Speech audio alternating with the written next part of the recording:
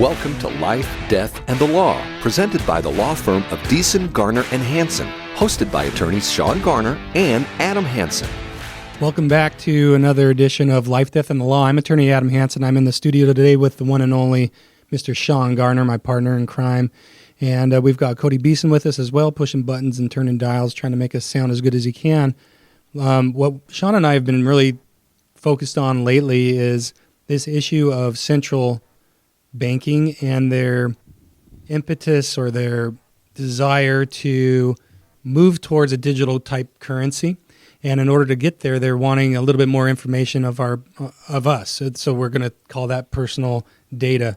And they've tried their best to do certain actions over the course of the last, I would say, year and a half, things kind of lining up. And Shawn, you're going to review that with us over the air about how their focus is really to gain access to our spending habits, I would argue, and see where we're transacting our business, what we're doing on a daily basis. What would be the motivation for that on a government level? Well, they want to make sure that, number one, we're being truthful when we file our tax returns and not getting out of any transactions that they feel like, well, this person needs to pay tax for that or pay capital gains on this, that, or the other because of the basis that they had in it at one time and now it's gone up when they sold it. So nothing would be, not that I'm saying or suggesting that we hide stuff from the government, but there are a lot of different ways to what we call tax plan.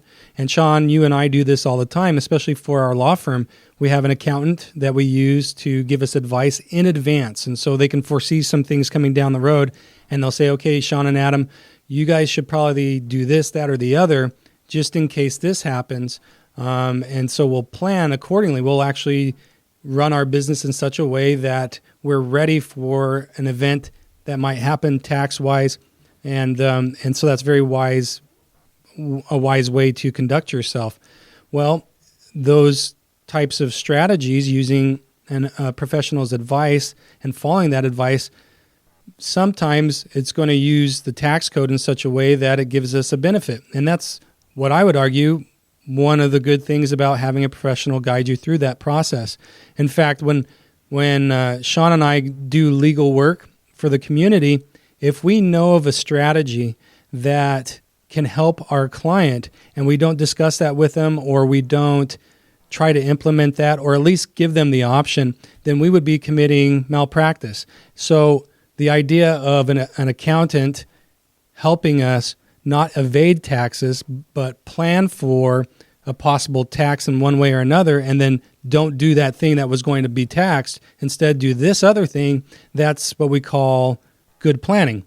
And it's not tax evasion, it's just tax planning. And so it's not unethical for an accountant to do that. That's what their job is. If they weren't telling us how to find, I don't want to say loopholes. Loopholes is a trigger word for some people. But if they're not showing us, listen, this is what the law says, but you can get away with this if you do this strategy and you'll save a lot of in taxes. And I think this really comes up a lot in the political cycles when we see, for example, a presidential candidate running. Everybody wants to see their tax return. With the Trump administration, that was for 4 years the mantra of the Democratic Party that Trump had not released his tax returns, and Trump continually says they're private. You have no reason to see those. And he would be candid about the way that he used the tax code. And his opponents really kind of criticized him for that or create him as an enemy or talk about that as like some sleazy thing to do. It's like, that's what people do. If you're not doing that, then you're an idiot because that's what the tax code is designed to do. And you're not seeking good advice. You're just spending money or at least giving money to the government, and then you can't control it after that. And we've talked multiple times over the course of a couple of years now of when you give your money to the government through taxes, I'm not saying run from taxes or don't file taxes or evade taxes. I'm saying once you give it to the government through tax means, you have no control over it, and they're going to use it probably frivolously. I'm 100% sure of that because I've seen government waste in everything that we do, and from personal experience. So giving my money to an entity that does not hold it sacred or care about my money once it gets to them and uses it for whatever purpose they want without consulting me, I feel like that's really theft, to be honest with you. So I'm reluctant to give my money away to an entity that I don't have control of. And Cody, you were going to pipe in and say something. Oh, I was just going to say it's already spent. By the time you send your taxes, I mean, it's just paying back a debt that we've already borrowed from. A lot of that goes to social programs, I would argue, that have been put in place over the decades of our government acting. Shawn, what's your concern about central banking getting into the business of digital currencies? Does that concern you, or are you excited for this new app, FedNow? Well, so it concerns me on a whole bunch of different levels. I can't see a positive. I'm looking to attempt to see a positive. I know what the narrative is, and that is that if we control things centrally, then it'll be more efficient, and it could be more equitable and fair. And so let's look back at the track record, because those are very easy talking points. But how often has the federal government taken over something that could be done, substituted in the private market, and done a better job at it? Obviously, the federal government needs to provide for national defense. We on the private market, actually produce the weapons. It's not the federal government that is producing the missiles and the tanks and the Humvees. It's the private market that actually produces the weapons. The federal government just buys those, and we all know that when they buy them, they're paying way more than market value for those types of things, and that's because they're the only purchaser for those types of things. We can't go out there and buy a tank. You and I, Adam, can't go out there and buy a tank. I know you don't like that, but that's the fact. And a Javelin missile or something like that. And so, without getting too far in the weeds, other than defense, I don't see how the federal government can do anything better than the private market, and especially when it comes to assisting in bank transactions. It's a really good thing for there to be thousands of banks competing for my business. There was a commercial that came out maybe a decade ago that it was Lending Tree, and you go to Lending Tree and you go to this one spot and banks compete for your business. And that was their whole ad, that do you want to go somewhere where banks compete for your business? Just submit your application for a loan at Lending Tree, and they will make banks compete for the best interest rate on the best terms for the loan that you're looking for. And that gets people excited because they know when there's competition in the market, then you're going to get the best outcome that's available. When you get a lot of people out there that are smart and looking for innovative ways to accomplish what you want to get done, then you as the consumer get to make the ultimate decision, and you have the control. You get to vote economically for what services and goods that you're going to receive with your dollar. And then you have the people that are constantly trying to innovate and make better systems. And we have thousands, tens of thousands, millions of innovators here in the country trying to make life better for the rest of us, because when they do, they'll earn our business. When you switch that over to the federal government, you take all that competition and throw it away. And it's like going and playing a game where the referees are part of the game. They're the players in the game. They get to dribble the ball, they get to shoot the ball, they get to determine whether or not the basket counts. And so then the game becomes just a farce. It's not even a reality anymore. When the central bank gets to compete with other lenders out there and other, right now we're talking a lot about systems of exchange and transfers of currency. So we've got Apple Pay, and we've got Zelle and Venmo, PayPal. I mean, a ton of them. Yeah, all those different options. And so when you get the central bank involved in that, well, they get to regulate how those transactions occur. And they're actually participating in the market. So that's where I get back to that analogy. It's the referee playing in the game. It's not a fair game anymore. There is no real competition. And we all know that competition makes better players and for the game to actually be real. And so the central government getting involved, the central bank getting involved with this is going to destroy competition. And we can know from common sense and hundreds of examples that when you destroy competition, the efficiency of the system declines rapidly. And we have no accountability when something fails. And there will be failures. There always are. Sometimes I'm sure Zelle has gone down. Apple Pay hasn't worked. PayPal, your password, locks you out. And those are all system failures at some point or another. But you either look at getting it resolved with a company and they want to continue your business, or you take your business elsewhere. With the central bank being the player, what type of accountability can you really expect? You think you're going to call up somebody at the central bank and say, hey, I'm trying to buy something at Amazon. It's this book about how the government is corrupt. And for some reason, the transaction is not going through. I don't understand. Can you help me out with that? You think you're going to get some nice, cheery person on the other line saying, oh, yeah, we'll make sure that your money goes to buy whatever you want, even if it's talking negatively about us? It seems crazy, but it's very possible. I mean, that's the way the world is moving.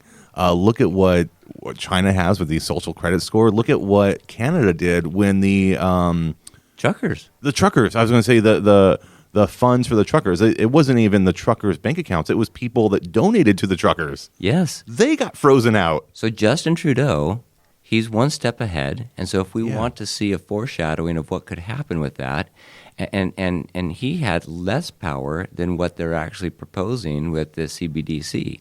He had to coordinate with the banks to freeze the accounts that the donors set up for these truckers. And the banks had to cooperate in that. And so he was one step behind what the CDBC is proposing, and that is government control over banking, with government having immediate control over this banking system. Then if we don't do something that the government perceives as a socially just cause, boom, your bank account is frozen. And I think we're seeing that. What my biggest fear is that it's used, the government uses political, like a political baton against you. So we've seen recently that that reporter out in New York City, I think it was, he reported before Congress, and the day he was supposed to go and do that, the IRS showed up at his door. We've seen these raids on President Trump after he's out of office for documents in Mar-a-Lago. We're seeing agencies overstep their bounds that we've seen traditionally be able to keep them within a certain context, and now we're seeing that they just don't care. If they don't like you politically, or they don't like what you're doing, then they're going to use their force, or at least use show of force, such that it's going to freeze or hopefully halt the activity of that individual. And so if you're operating in such a way that you live a traditional life, let's say, a traditional morally standard life, and what used to be considered a morally standard life, and our political system is moving away from that, or it doesn't like that, or you're suddenly attacked by this mob of social justice warriors, and your government is part of that, they could that would be a government taking, but they could make it difficult to get your money out of the bank if they're the ones that are overseeing that, or they could penalize you. It's not a tax, not a taking, it's a penalty because of something that you've said or done or acted on online, or they just get a whim from hearsay that somebody says, well, this person's doing this, that, or the other. They didn't get vaccinated, so we're going to penalize them by hitting their bank account. Those things are all possibilities, and to think that that's a far reach is, I would say, ludicrous. I mean, that is the natural progression. If you can't connect these dots, then you're living out there in la la land. Because just look back at COVID. What happened during COVID? Why were the central banks so involved? What they were really pushing was a digital ID. They had been pushing a digital ID system for a long time. But when COVID came out, they really followed through with that mantra, let no crisis go to waste. And they used that crisis to say, we need a digital ID so we know who's vaccinated, and then they can travel freely across the borders or even throughout the country. And the digital ID is necessary as well for a digital currency. Now, the digital currency here in the United States would be something new for us, but there are a lot of other countries that are currently doing it. And we've got the World Economic Forum that meets, and there are these uber elites and uber rich people that they want to have a centralized form of government for the world. They want to control policies of the world, not just individual nations. Kind of like a European Union, but of all the world. And this is super scary because these people are not democratically elected. These people are going to make policies that we have no voice or participation in whether or not they're good or bad, and whether or not they're being implemented properly, and whether or not we want to pull them out of their positions of power. We have to take a break, but we'll be back with more of this discussion. 560 AM, KBLU, Life, Death, and the Law. Coming up, more thought-provoking conversations on life, death, and the law right after this. Hey, Yuma, Dave Ramsey here. If you listen to our show or know anything about us, then you know I only recommend products and services I trust and I believe in. That's why when it comes to protecting your assets and planning for your loved one's future, you've got to call my friends Shawn Garner and Adam Hansen at the law firm of Beeson, Garner, and Hansen. I encourage you to take the first step and attend a free, no-pressure seminar and learn all of your options. The firm of Beeson, Garner, and Hansen has been educating the Yuma community for over 40 years, and this is the only area of law that they practice. Shawn and Adam believe in giving free education to help people make smart decisions about their assets and help them leave a legacy for their family that they can be proud of. Schedule a free personal consultation today. Call 783-4575 or visit yumaestateplanning.com. You're listening to Life, Death, and the Law, presented by Beeson, Garner, and Hansen, the law firm that has been voted Yuma's best 6 years in a row. Welcome back to Life, Death, and Law. I'm attorney Adam Hansen. I'm with my partner, Shawn Garner, and we've got Cody Beeson as well with us. The last segment, we were talking a lot about the central banks trying to move towards a digital currency. And Shawn, I really liked what you highlighted, that if we're paying attention, and you should be, you can just search news articles over the last year and a half. You can see this momentum moving towards a digital currency type system, not just for United States citizens, but kind of all over the world. All these central banks around the world are trying to move towards the system. And Shawn, in the last segment, you mentioned about how they're trying to create this digital persona or tracking system, and rightfully so. If there's going to be a digital infrastructure, they've got to be able to track those transactions that are happening. One of the biggest things that happened when Bitcoin was initially coming out in like 2009 was the potential it had for hiding transactions and things of fraud or money laundering, or using money, transacting business for illegal purposes like prostitution or human trafficking or drug trafficking. And so the Bitcoin was used in the very beginning for that kind of stuff. I mean, criminals are going to go towards a system that is not tracked, where I can pay somebody else for these services or these illegal acts without being monitored. That's like an awesome world for a criminal to be in. And so governments around the world took notice of this, and they quickly tried to clamp down on that type of a transaction system.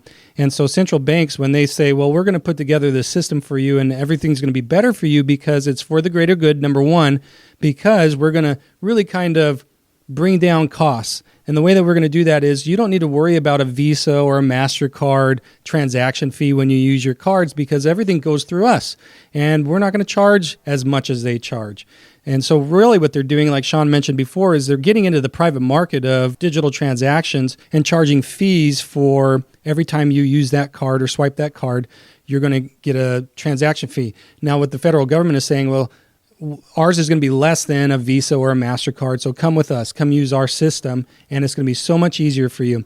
What I often find in these arguments on the government side is that, number one, it's going to be for the greater good. It's better for everybody. Yeah. If you do this, then your neighbor is going to be benefited, it's so you should do it, kind of thing. And that's really kind of what they use for all arguments, whether it's gun violence or vaccinations, right? It's not for you. It's not about you. It's about your neighbor. You need to get vaccinated or you're a horrible person. That's always the mantra. And I get that. Understand that social aspect of things. But at the same time, in my life, what I've found is, yes, I do receive acts of service from other people around me, but when it comes down to it, you're responsible for what you do.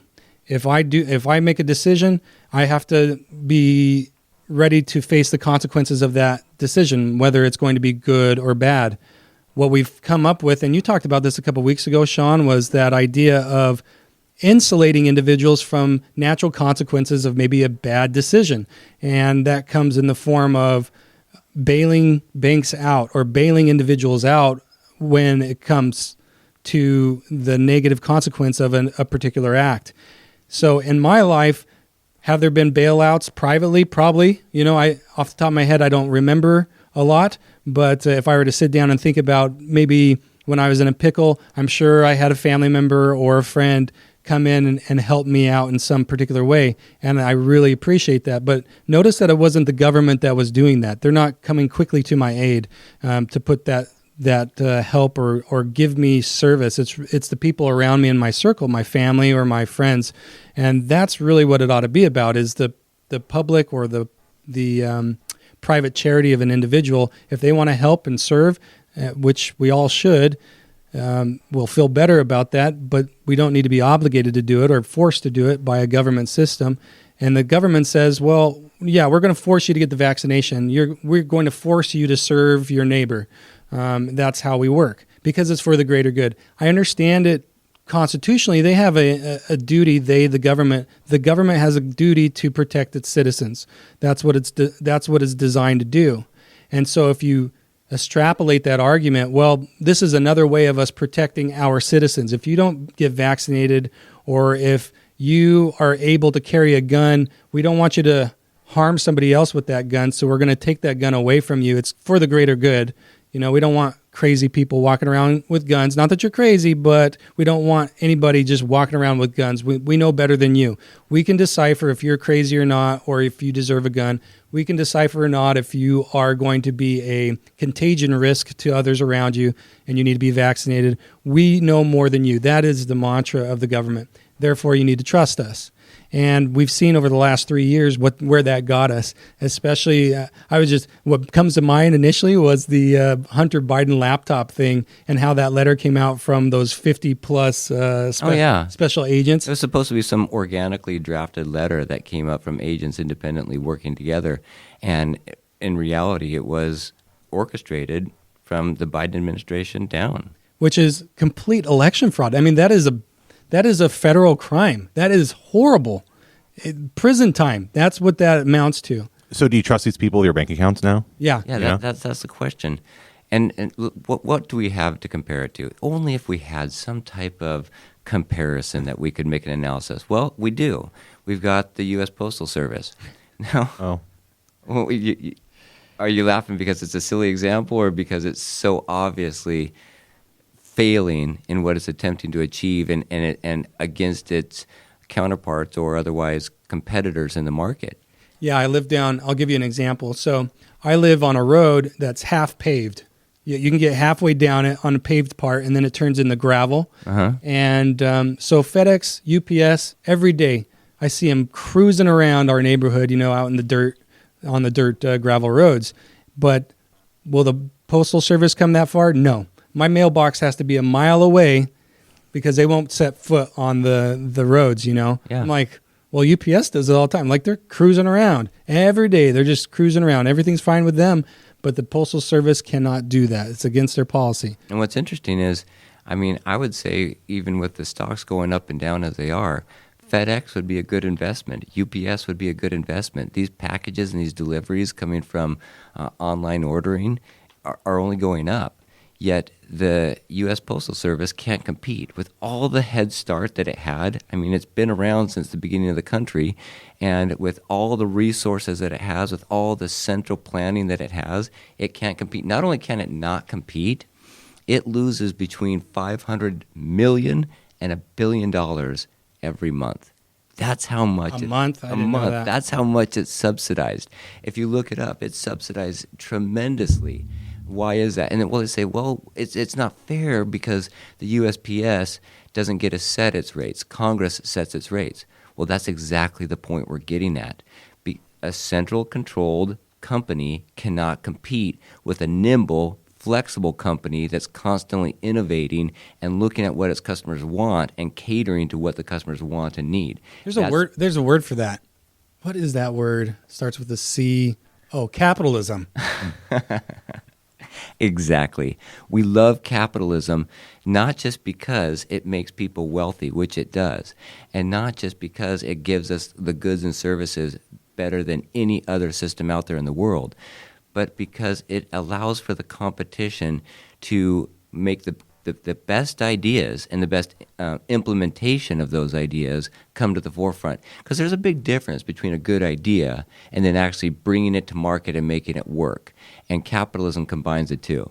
What I love about this idea that you're proposing here is that the innovation in the private sector is so much faster than in the public sector or in a government system. A good analogy, and we've read a lot of books over the years, Shawn, you and I. One of those books talked about Xerox back in the day and how they were on top of the world, and they just failed to innovate. They got stuck in their rut, and they didn't keep up with technology, and they didn't change their business model. You've got to be able to be nimble. And what is that? The 12-week year, I think, is the book that talks about Xerox and their downfall. Not downfall. I mean, they didn't go away, but man, they almost went away. And a lot of that had to do with their stuck in a rut kind of mentality. I bring that up because that's really how a lot of government systems or agencies are run. You brought up the USPS, the United States Postal Service, and that's exactly, they do their thing. I mean, if I were in the military, it'd probably be the same. They hire optometrists, they hire dentists, and their standard of care is so much more rudimentary than going to, like your brother, for example, to Steve Garner's office at Gila Ridge Dental. He's got the latest, greatest technology. He's up on that stuff. I had to have something done not too long ago, and what was that? It was a crown or something, and years ago, it used to be that they would take a mold of my teeth, and then they would send it off to a guy who would look at that mold, and he would handcraft that crown, that tooth that they're going to insert. Now, by the time I got done with your brother, Shawn, at Gila Ridge Dental, he had the tooth already done. He did a digital scan with a 3D scanner in my mouth, and that computer system knew exactly how that tooth needed to be molded and formed, and then he sent it over to his milling station that milled out automatically this perfectly exact tooth, and he had it done before I even left the office. So if I were to be in the Army or I were to be in the Marine Corps, let's say, and being treated by a dentist in that scenario, that wouldn't happen. You know, they're just retroactively living in the Stone Age, if you want to call it that, because they just don't keep up with technology because they're not in a capitalist system. They don't have to be. They don't compete against anybody else. Well, we live in the real world, and competition, as we've seen in our lives, really brings forth the best of our products, of our services, and that's why I argue capitalism all day long, because it really makes us all better for it. Now, in a capitalist system, Shawn, if I'm not putting forth the best product, or another company is doing a better job at this particular product than me, would you give me a private loan to get my product up to snuff, or to inject money into my company, knowing that, well, this company over here looks better, performs better, and just markets better? Would you give me money to catch up with them, or how would that work? Yeah, probably not. Or I would charge you a high interest rate because I'm going to take a big risk, because maybe you defy all the odds. And that happens sometimes, but your interest rate is going to reflect that. But is that socially just? Maybe you have some type of status that puts you higher up on the lending priority because your social status, because you have some type of minority protected status. And now that loan is going to be coerced from me to you. And that is where we really get into a tailspin. Instead of looking at the merits of your business, we look at who you are and the identity politics behind it, and that's where we're really starting to crumble economically. We got to take a break. This is 560 AM KBLU, Life, Death, and the Law. Coming up, more thought-provoking conversations on life, death, and the law right after this.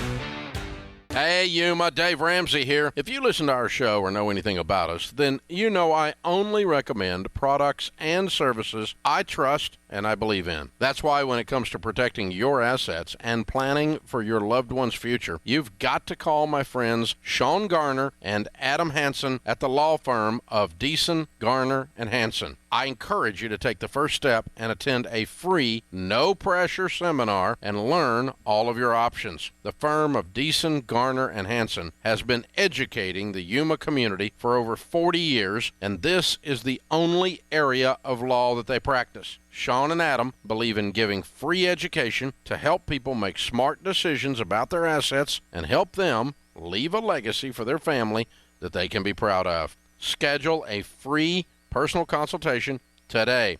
Call 783-4575 or visit yumaestateplanning.com. You're listening to Life, Death, and the Law, presented by Beeson, Garner, and Hansen, the law firm that has been voted Yuma's best 6 years in a row. Welcome back. This is Life, Death, and the Law. I'm Shawn Garner, attorney with Beeson, Garner, and Hansen. I'm in studio here with Adam Hansen and Cody Beeson. We just finished up talking about the CBDC, Central Bank Digital Currency, and how that is being rolled out in an app in July. This isn't something that is this far-fetched idea that may or may not come about. This is an app that they're going to roll out in July. It's called FedNow, so watch for that app. And they're going to lull people into using that app and getting comfortable with that app, and then they're going to push harder and more strenuously the central bank digital currency. I would expect it to be pushed really hard after the 2024 election. And if we have a Republican candidate, I would highly expect that it's just going to fall on its face, because typically Republicans like free market and the capitalistic system. If we have Joe Biden and Kamala Harris, which he announced last week that he's going to be running again, then I would expect that it's going to be pushed and promoted endlessly until everybody takes this dose of medicine and understands that if you're not in line with this, you're some type of rebel that needs to be put on an FBI watch list, kind of like those who are the anti-vaxxers. There's a lot up. We all know that there's a lot at stake for these new elections, but there are some massive changes in how we worked in our economics and in society in general, because with Cody, you talked a little bit about China. They've got this social Credit score, yeah. Credit score that allows people greater access to their money when they comply with government policies or when they show support for government policies, and restriction on their funds when they don't, or when they travel outside of areas that the government would prefer them to stay in. And that's exactly the type of control. So not only can the government then control how you spend your money, which is ultimately freedom in a nutshell. How you spend your money, your property, is freedom, and how you fall in line with government policies. Well, what if you contributed to somebody that did not win an election? And now, so let's say you contributed to Blake Masters, but, it's Kelly in there. So now you're on a list. Yeah, exactly. So fascism, and I don't want to get too deep into this, but fascism is a hard thing to define. But really what it is it is fundamentally being devout to a system that promotes certain companies over others. And so it's not communism. It's not where the government takes over ownership of all of the means of production, but it's where the government promotes certain means of production and certain companies over other companies. Well, what are we seeing with this Green New Deal, right? This green movement. They're promoting certain businesses and certain industries over other industries in the name of the national good and in the name of saving the environment. Well, if the Democrats did this with their candidates in 2015, what makes you think they wouldn't do this with the private industry? And that's what fascism is if you're a true patriot, what you're going to do is you're going to adopt the EV movement.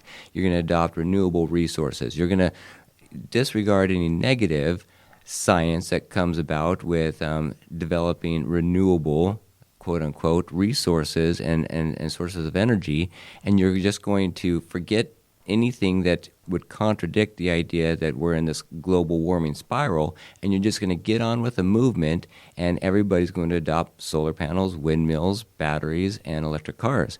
And if you want to look at the bigger picture, then you're looked at as a dissident. And that right there, when the government is enforcing policies like that and you're looked at as a bad citizen, that is fascism. That is what happened in Germany.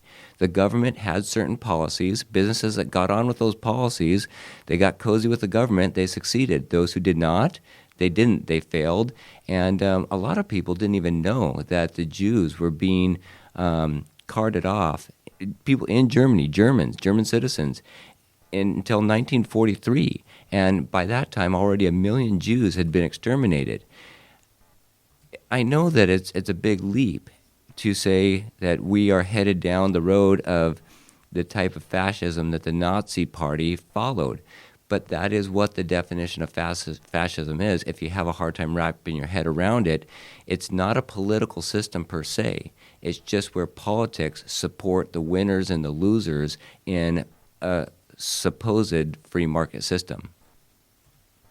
I want to jump into another thing that really helps keep us free, and that is the press. The press is known as the fourth branch of the government. Of course, we've got the three pillars of what we've got with the republic system that we have under the Constitution, and that is the judicial branch, we've got the executive branch, and then the legislative branch. The fourth is the press. And it's in the very First Amendment because it's so important that the press openly describe what's going on in the public so that people can be aware whether or not the system is working for them and whether or not they cast their vote for the people in office or others that are going to replace them and implement other policies.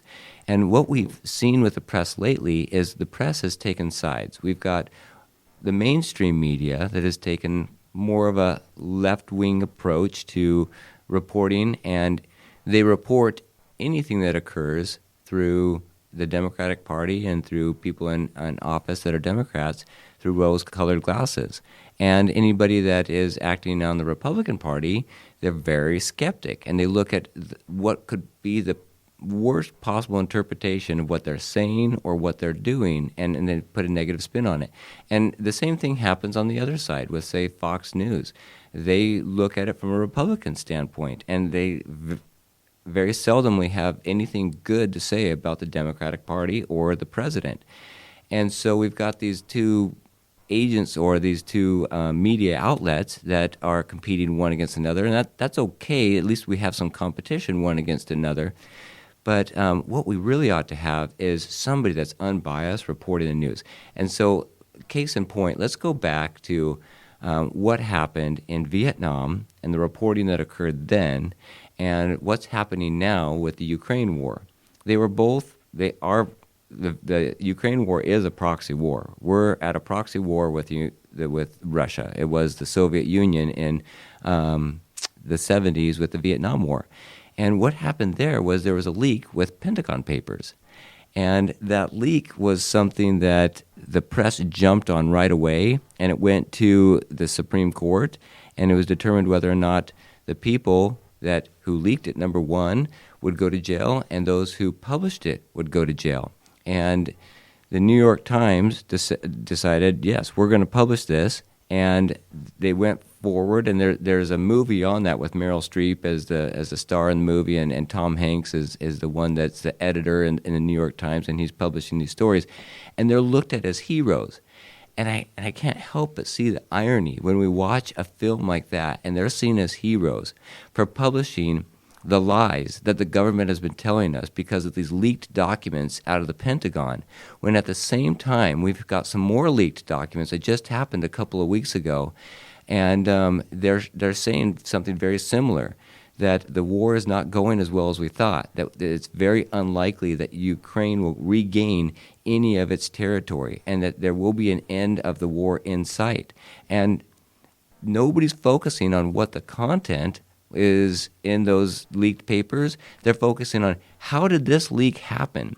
Now, in the 70s, the the public was behind the protection of the person that leaked the information and the reporters defending their source and getting the information out to the public, and they were outraged that they were being lied to by the Nixon administration about how well the war was actually going, when in fact we were losing the war.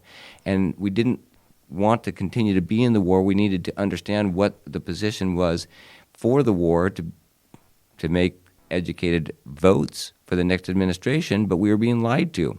Now here, the exact same thing happens, but who's hearing that? Who's hearing that the war is going badly, that all the billions of dollars that are going over to Ukraine are mainly going to oligarchical heads of government that are siphoning these dollars off and becoming ultra wealthy and not actually using it for the defense of Ukraine? We're not hearing that. We're hearing that instead, this 21-year-old, he's caught and ultimately taken down by the FBI, not because the FBI found him, but because 12 reporters, investigative reporters from the New York Times, of all places, were put on the assignment to find this guy and turn him over to the FBI. That is unbelievable to me, that we have turned 180 degrees from getting the truth out there to pointing at the person that's actually revealing the truth and villainizing him. And another thing that was so ironic to me is they said, this is worse than Edward Snowden. Edward Snowden is a hero. Edward Snowden showed that the government was spying on us.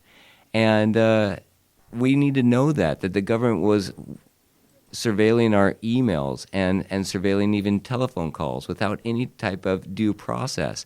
And Edward Snowden is the whistleblower for that. He's now exiled. He's living in Russia.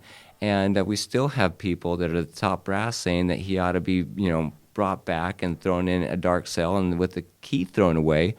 But this guy showed us that we were being spied on. And you connect that with this central bank digital currency, and they say, we're not going to spy on you. Oh, really? Well, you have every single time you've been given the opportunity to, and then when you've been exposed for it, you villainize the person that exposes you instead of saying, sorry, we shouldn't have done that, and changing your policies.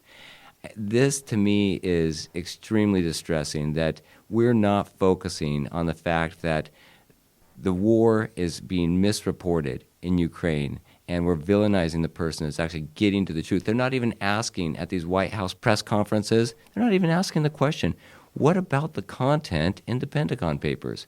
Why weren't we told this information? They're only asking, how could this have possibly got leaked? How could you possibly let the truth come out to us? We're just the ignorant populace of this nation, and we trust you, the elites in the government, to make all the right decisions, and we can't be trusted with the actual facts and determining what the policy ought to be. We trust you with it, and you need to keep those facts under lock and key so no one else can get access to them. It blows my mind.